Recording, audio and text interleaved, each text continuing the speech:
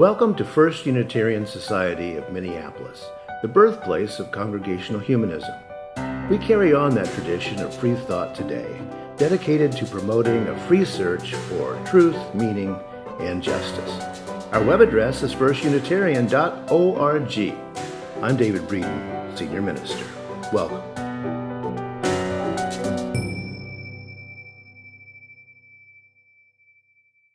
What I want to do is get us back in terms of thinking to maybe a pre-Christian way of thinking. And so I want to start off with a little quote here from a fellow by the name of Symmachus. And Symmachus was one of the last of the Roman pagans to be in any power in Rome at the time. You see that he lived in the 350s, basically. Symmachus, and he says this: to think highly of one's ancestors is good. To think highly of one's descendants, even better. Now, why is Symmachus missing a nose? Any ideas? Christians got him, that's right. All statues were the face that the Christians could get their hands on. And a broken nose he wasn't decapitated, at least many were, right? And that's why we have so many headless statues around. What I want to talk about today is what's wrong with America. And this is one of the things that's wrong with America, I do believe. And I've been reading a book recently that I would recommend for you. And that is one called American Schism. If you look, you probably can't see it, but it says how the two enlightenments hold the secrets to healing our nation. All right? And most of us don't realize that there were two enlightenments, and most of us don't realize that those two enlightenments led to very different ideas. One of the enlightenments led to what we call Republicans here in the U.S., that is, those who believe that government should have a very minimal effect, how much we should talk about. And the other enlightenment led to the Democratic Party, basically, that is, let the people decide that which they want. And as you know, the United States is kind of always back and forth about that. We have this electoral college thing. Well, that's one Enlightenment invention, to make sure that people don't take over, right? So a representative government. Okay, so where does this come from? Well, let me talk a little about it. In the Europe that all people from Europe came from, if you happen to have family back there, we had in Europe 3 estates. They were the church, the aristocracy, and the poor. Now, where are the women? That's what they're asking. Where were you? No, you don't. No power for you. Thank you very much. So you have the aristocracy, you have the lower aristocracy, you have the church, and then you have everybody else.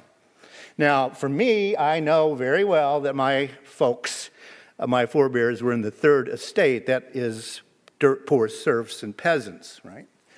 Maybe you come from somewhere else, but this is the way Europeans lived, and it's the way the idea of society came to the United States. Now, the next slide will show you what people began to think about that. How do you feel about that? Well, you got your king, you got your aristocracy, you got your Roman Catholic Church, all riding this fellow with his tongue hanging out at the bottom of the page there, as you see.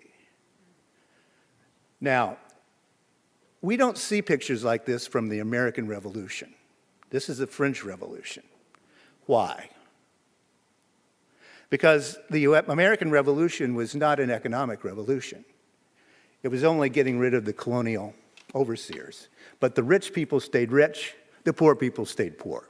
A matter of fact, taxes went up after the war because they had to pay for it. Let's look at the next slide then. This also comes from the French Revolutionary period. And this is the 3 estates. You got the aristocracy, you got the church, and you got the poor picking up firearms to free themselves. In the background, you see the Bastille being beaten down by the masses.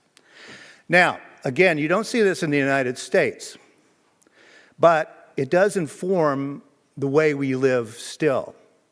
Because when this picture was created, we were creating over here the U.S. Constitution. The Second Amendment to the American Constitution says we have the right to keep and bear arms. That's why it means a lot to many of us, right? Because how do we resist? Because we're shut out of the economic system. We're shut out of the political system. What are you going to do? That's about it. That's about it. Now, this idea, next time you hear some redneck like me going on about the right to keep and bear arms, remember this picture, please, because it means a lot to southern rednecks like me. Next one, because our right to keep and bear arms. This is my father. It's probably 36, 37, along in there, 1936, 1937. My grandparents on my father's side were sharecroppers in deep southern Illinois down by the Ohio River. That's where I'm from. The Ozarks, we call them. The guy on the right is my dad. The other guy is my uncle. Both of them long dead. But here they are before the Second World War. Now, I don't know how many of you, now that I can't, hang on. All right, since I can't walk around. Some of you know, who've been in my office, that I keep this in my office. Why would I do that? What is it? Horse collar, that's right. My grandfather, grandparents, sharecroppers didn't own too much. As a matter of fact, they owned a wagon usually, a couple of mules, a couple of horses, and that was about it. So the harness, this is about 50% of my grandfather's inheritance, because he died real poor as he was born. Now, how many of you know how to use one of these? Put one of these on a horse. Anybody? All right, good farmers, yes. Well, I grew up in the tractor era, but we still used horses to some extent. So I do know how to do this. But what I want to do is think about the skill level that it takes, if you put the picture back up there, what the skill level it takes to hook up that stuff. All right? Who is in 6th grade? Anybody? Oh, they ran down to Owl. Oh, okay. Well, my dad got drafted into the Second World War out of the 6th grade. He was 20, but that's the way sharecroppers lived. Okay, that's the way sharecroppers lived. So my father lived a life in which he theoretically had a 6th grade education. He could read and write a little bit. He could do some basic math, but that was really about it. But by golly, he knew how to hook up a horse's collar. Now, I want you to look at this picture real quick, because I want to point something out. I didn't know about this picture until my father was long dead, so I couldn't ask anybody. But this was taken by my aunt. We say aunt in the South, aunt up here, right? By my aunt, who had just bought one of these.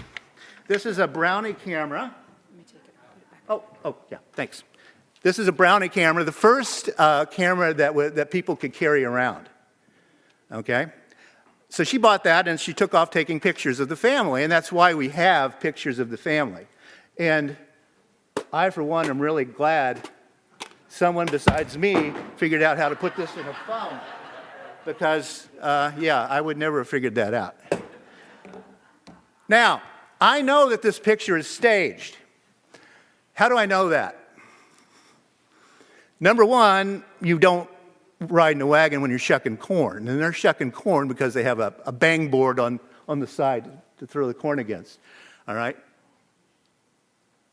Anybody see what else? Well, yeah. If the horses were moving, my aunt would be in sorry shape. Yes. If you look at that and... Yep. It's that strap right there.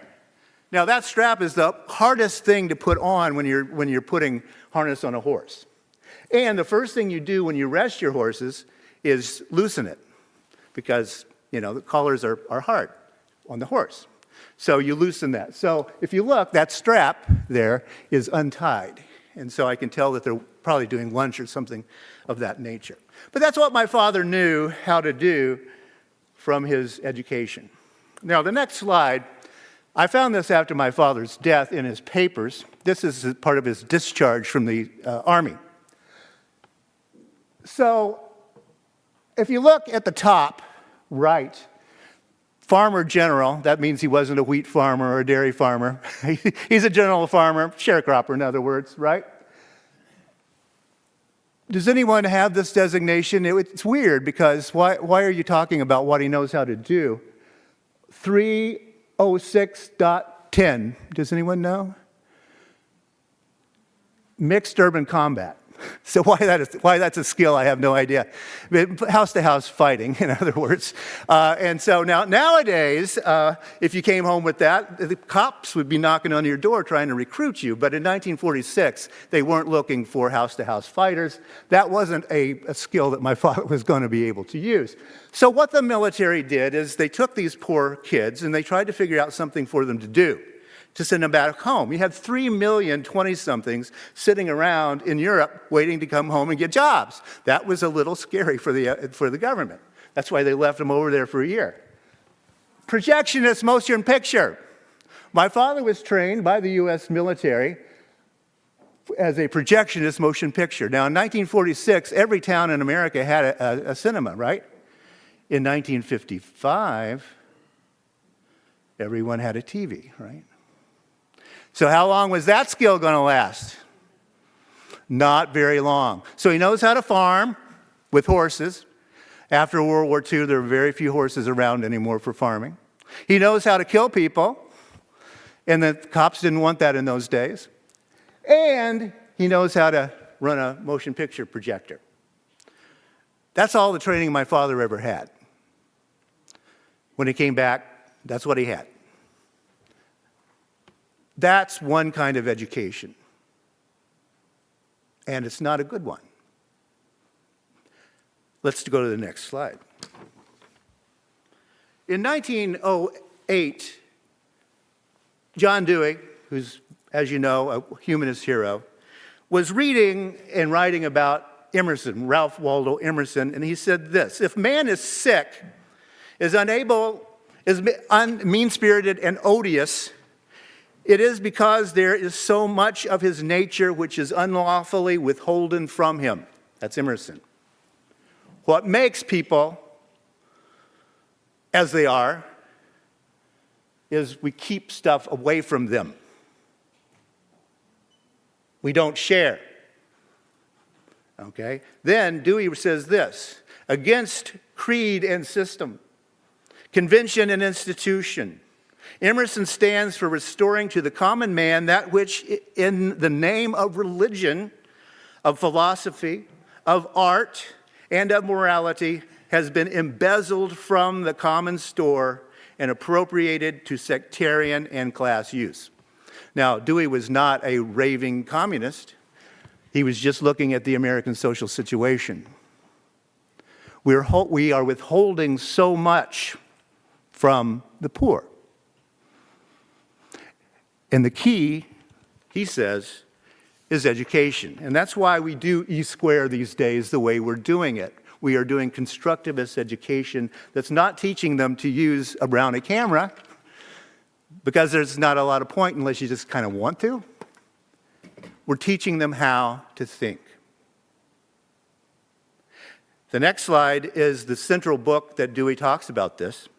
The conception that growth and progress are just approximations to a final unchanging goal is the last infirmity of the mind in its transition from a static to a dynamic understanding of life. Why did the Christians knock Symmachus' nose off? Because he saw the world as circular. Seasons. It just went on and on. The Christians saw a linear future. God was going to come back. That's two very different ways of thinking. Okay? Very different ways of thinking. The next slide is I want to look at here is one more thing, and I just want to underline this: transition from a static to a dynamic understanding of life. Knowing that rather than knowing how. All right. That's what was withheld from the American poor, still is. And it's what we can give our youth because we are privileged people. Knowing that rather than knowing how. A static notion of the universe, being able to think in a creative and progressive way. So, Paulo Freire, some of you know, he's one of the centers for the teaching of this new way of thinking that Dewey was working on, Pedagogy of the Oppressed. One of my favorite books to work with. The next slide has one of his great quotes on it. It says, education either functions as an instrument that is used to facilitate the integration of the younger generation into the logic of the present system and bring about conformity, right, to it, or it becomes the practice of freedom, right, the means by which men and women deal critically and creatively with reality and discover how to participate in the transformation of their world. That's the difference. That's the difference. Pedagogy for the oppressed. Dewey said, education, therefore, is a process of living and not a preparation for future living. Education, therefore, is a process of living today, right now, right? Not a preparation for future living. My father was prepared to run motion pictures machines for the rest of his life. Not a very good way to enter the workforce, was it? He knew technique, but he didn't know how to think. That he wasn't given that. The next slide talks about one of our favorites, I'm sure, Bell Hooks. Her books are all brilliant, and she teaches us how to do this kind of thinking. If you'll go to the next slide, I celebrate teaching that enables transgressions, a movement against and beyond boundaries. It is that movement which makes education the practice of freedom. Yeah? That's what we are attempting to do here. The next slide. Education is not an affair of telling and being told, but an active and constructive process. People talk to each other and learn things from each other by doing them. And the next slide, the last quote from him, give the pupils something to do, not something to learn. And the doing is of such a nature as to demand thinking, right? Make sure it demands thinking. Learning naturally results. So Franklin, if I invited you to figure out how to put this camera into this one, I think you could read up on it and kind of figure it out, right? Because, even though it's just a black box. And that you put film in there, right? So you can figure that out. Probably, this doesn't need to be remanufactured. But the way the optics work, you could figure out how to do that. That is giving the pupils something to think about and then able to do it. And that's what we're doing with these square. And the last slide I want to think about here is a book that just came out from MIT Press, Out of the Cave, A Natural Philosophy of Mind and Knowing. In that, they say this, and I think it's very, very important. All of the affective and cognitive operations we perform, right, from simple perception to our most impressive intellectual and artistic achievements, are affairs of the embodied mind. Now, Dewey was saying that in 1903. We're not brains in a vat, right? We're not brains free-floating. We all have bodies, and actually, in fact, we are embodied at all times. What we think and how we think depends on our brains and bodies as they operate in our physical, social, and cultural environments. My father never had a chance, really, right? Many of you have parents or grandparents who lived in that simple way. One-room schoolhouses are still, it's so nostalgic. Well, when they saw hillbillies walking in, they flunked them, right? My dad didn't learn anything, essentially. That is the key to education, is how to think and the ability of how to think. And that's what we do here with our education, lifelong education. And that's why I think it's important, because I've seen the suffering of people who didn't get it. Thank you.